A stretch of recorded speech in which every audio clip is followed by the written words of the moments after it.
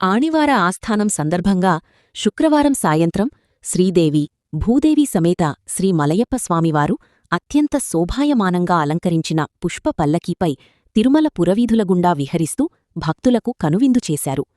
TTD ఉద్యానవన విభాగం ఆధ్వర్యంలో పల్లకీ ముందువైపు శ్రీ మహావిష్ణువు, ఇరువైపులా జయ, విజయులు, మధ్యలో ద్వారక కృష్ణుడు, వెనుకవైపు శ్రీ ఆంజనేయ స్వామివారి సెట్టింగులను ఏర్పాటు చేశారు.